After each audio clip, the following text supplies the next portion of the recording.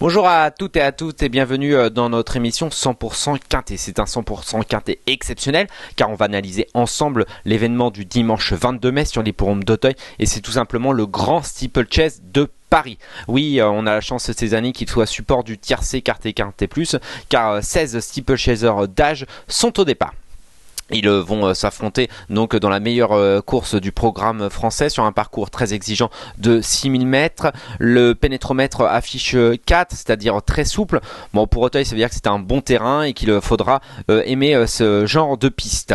Le spectacle sera garanti par la météo également, qui s'annonce assez clémente sur la région parisienne. Donc vraiment, tout est réuni pour avoir une magnifique course. On passe tout de suite au tableau des partants.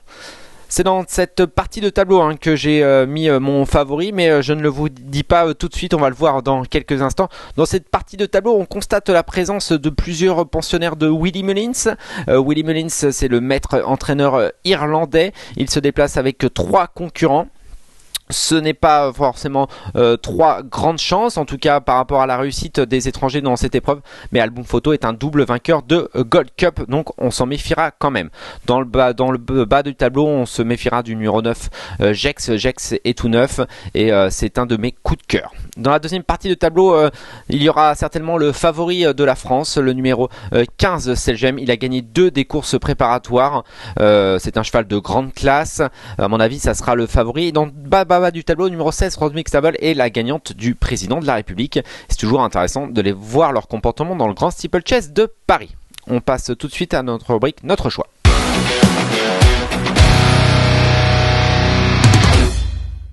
Et voilà, on va pas préserver le suspense trop longtemps. J'ai décidé de placer en tête de ma sélection Feu Follet. C'est un sujet de grande classe qui vraiment a fait une carrière, très belle carrière dès son plus jeune âge.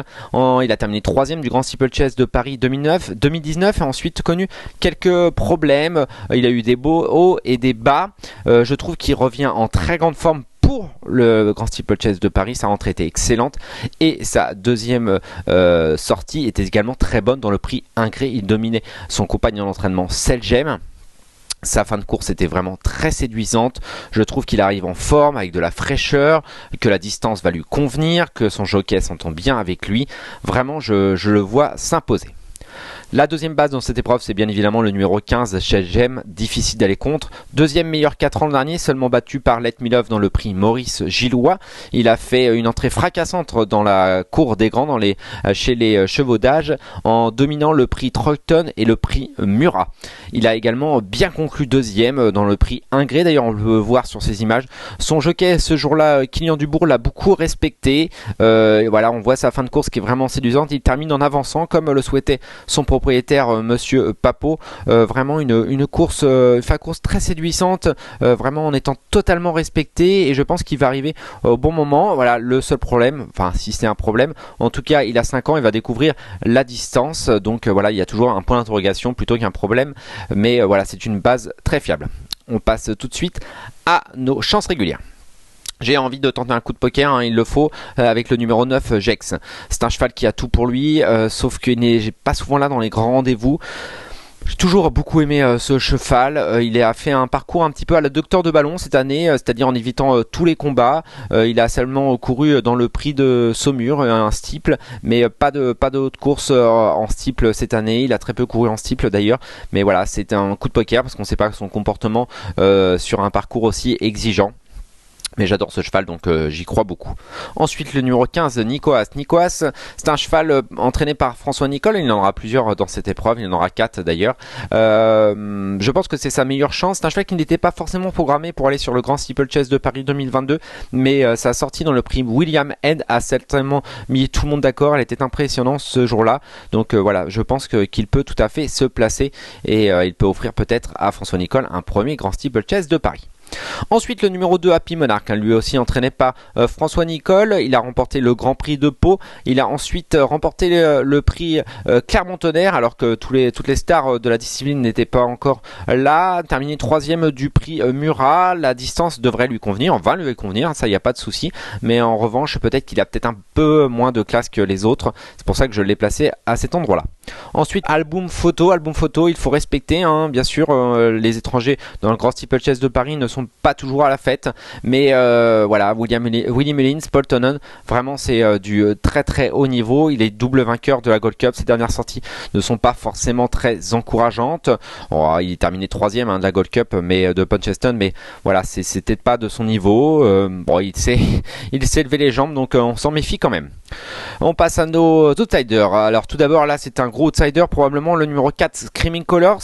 Il a 11 ans, il est entraîné à l'étranger. Normalement on raille tout de suite, mais sa dernière fin de course, je l'ai regardé, elle est vraiment intéressante. Il a failli tomber et il s'est bien relancé pour finir.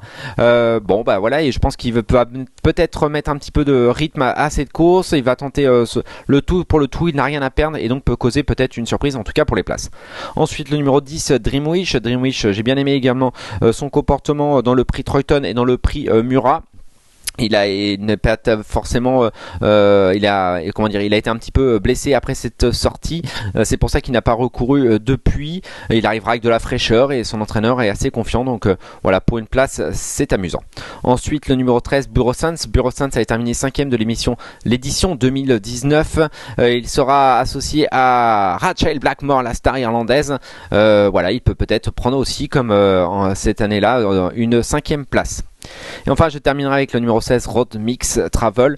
Elle a remporté le président de la République. C'est toujours amusant de voir leur comportement, le Grand Steeplechase de Paris.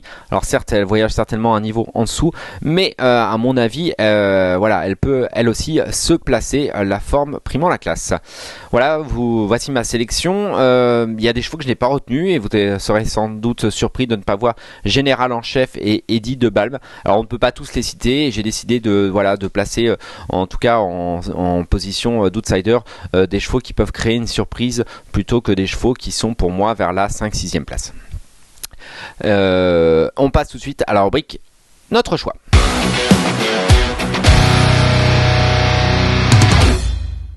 Donc c'est l'heure de notre choix. Donc vous l'aurez compris, j'ai mis le numéro 5, Feu Follet, en tête de ma sélection. Ce cheval est un cheval de classe, il va être sur sa distance. Je pense qu'il va gagner cette course avec son jeune jockey Baptiste Leclerc. En deuxième position, je fais confiance au favori, le numéro 15, Selgem. Ce jeune cheval de 5 ans est bourré de talent. Voilà, on l'a préparé également cette course. Les deux pensionnaires de Guillaume Macaire auront ma préférence dans ce Grand Steeplechase de Paris. Ensuite le numéro 9, Jex Coup de Poker, un cheval qui a très très peu d'expérience mais qui est bourré de talent lui aussi. Je m'en méfie beaucoup. Et ensuite j'ai mis les deux pensionnaires de François Nicole, le 14 Nico Haas et le numéro 2 Happy Monarch. Je pense que voilà, ils peuvent peut-être offrir à François Nicole un premier sacre dans cette épreuve. On passe tout de suite à notre cheval de la Réunion. Le cheval de la Réunion, j'ai décidé de le mettre dans un groupe 1 et c'est You're the Boss que j'ai dans la 7e course du programme que je vous propose de suivre. François Nicole a toujours dit un grand bien de lui. Il disait la même chose d'Hermès Bay. On a vu ce qu'il est devenu. C'est un crack pour François Nicole et il adore You're the Boss. You're the Boss qui a terminé 4e du prix Amadou la dernière fois. Alors il a été battu par des chevaux qu'il va retrouver, mais je pense qu'on a préparé cette course avec application, avec minutie, et il peut causer une belle surprise. Merci à toutes et à tous de nous avoir suivis. On se retrouve bientôt pour un nouveau numéro de 100% quinté. N'hésitez pas à aller sur pariturf.com, c'est le site idéal pour préparer vos jeux et toucher. Bon jeu à tous.